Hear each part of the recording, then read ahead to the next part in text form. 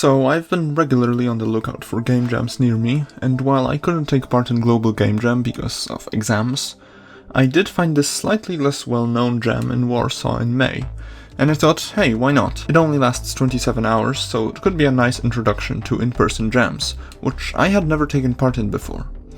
I read up a bit on the rules and organizers to know what I was getting into, and some vague idea was forming in my head. You see, I noticed that among the organizers was the Polish National Digital Archive, which, well, archives photos digitally. What's really cool is that these are available online and are mostly public domain, which means you can use them for anything without worrying about permission.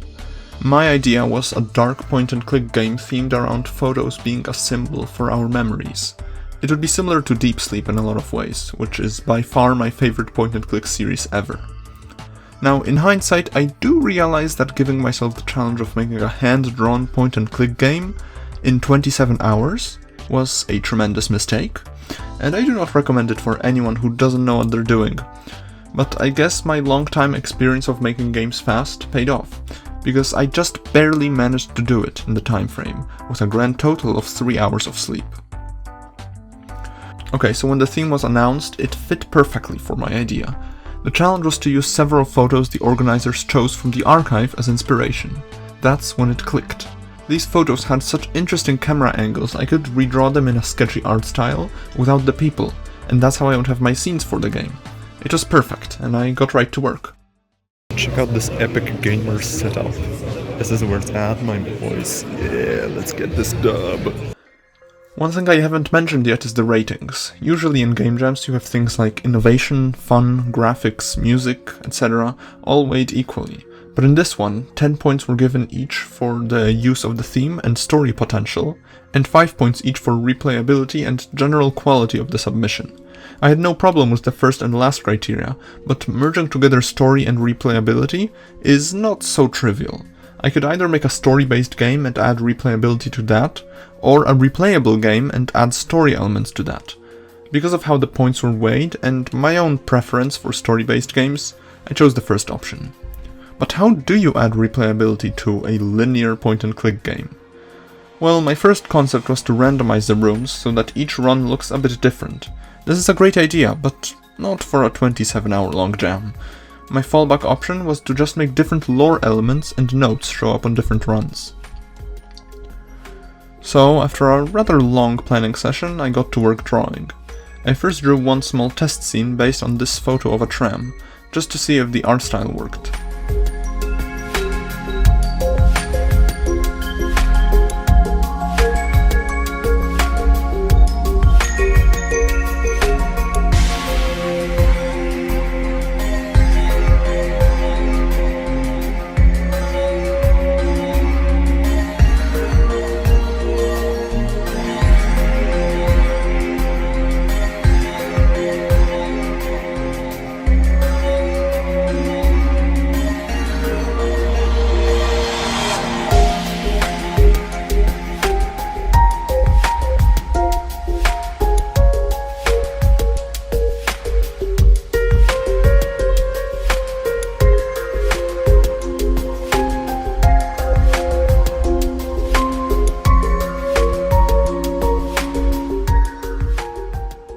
Sadly, it did. This meant I had to continue with this style for all the other scenes, which would be a ton of work. I still had no idea just how much work, though.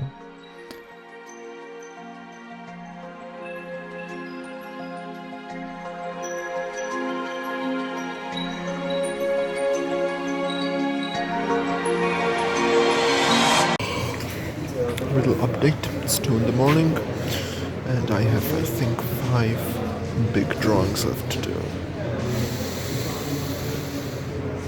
I'm so done with drawing. In between drawing sessions, I'd work on the point-and-click system. After making several other such games, I had already developed a semi-scalable way of making scenes. I had tooltip objects, which just showed you some lore text, movement objects, which move you between scenes, and interactable objects for everything else. But I should still add a separate item object category. I also slowly added in the ambiances and sound effects. To make my life easier, I decided to just steal them straight from the Deep Sleep series game files. Don't worry, all of them originally came from Freesound anyway, so there's no copyright issues. I'm just really damn nostalgic for those sound effects, they're so classic.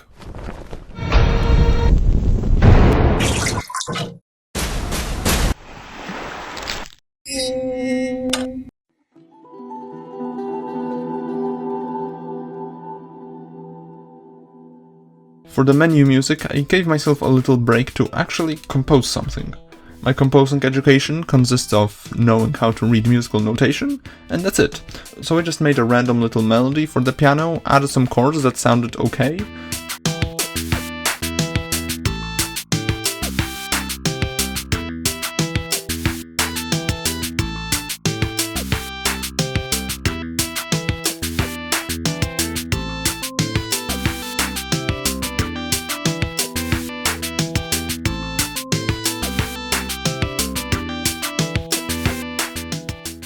And then added some pulse stretch and reverb in Audacity to make it sound a little more ethereal.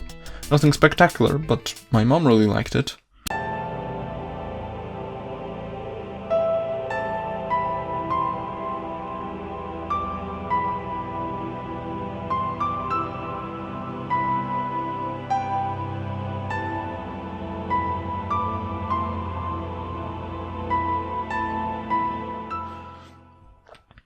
The sheer amount of drawing was beginning to dawn on me now, and I chose to scrap the multiple route idea to minimize the number of rooms I'd have to draw down to just 12, which still took a gosh darn eternity. My art style consisted of first drawing the outlines with a black pen, and then adding the colors with a pastel crayon underneath, adding a black background and some smooth lighting that would be rendered separately so that it can flicker and add a bit of life to the scene. In addition, I'd have a faint noise texture placed on top, like in Deep Sleep, but somewhat less noticeable. Finally, a vignette that shrinks when you move between rooms, instead of just having a big black rectangle fade in. It's a very subtle difference, but for me it was important, okay? I finished the last of the outlines at around 3:30 AM, yes, seriously, and went to bed. The next morning I woke up at 7 and got straight to adding the pastel colors and finishing my scenes. The rest of the day was a blur, constantly working, adding items, adding interactions, adding tooltips and transitions, until at long last, I was ready for my first playtests. This is the risky way of making games, building content with 100% polish right out of the bat.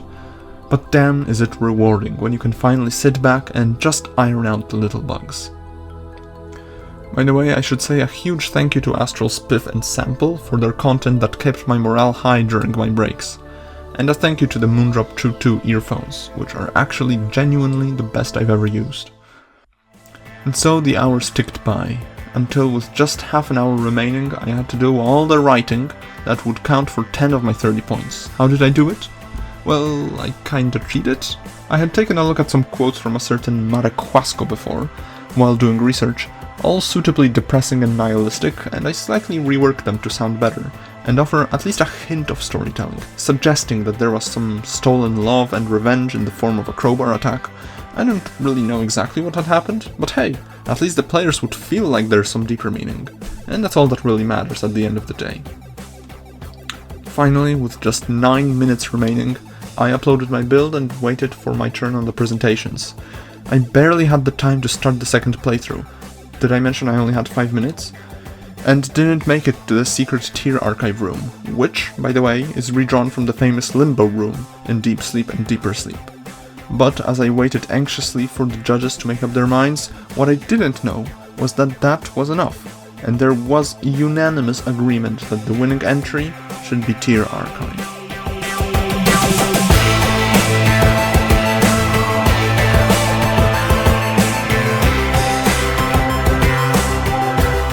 As a couple parting words, I just want to say that I made the game I wanted to make. Not the game the jam organizers had in mind, not the game that would be the most popular on the tiki-talkies. If you keep making what you're meant to make, what you feel you need to make, eventually your audience will find you, and they will love it. So just be patient. You'll never expect where you will get your next blessing.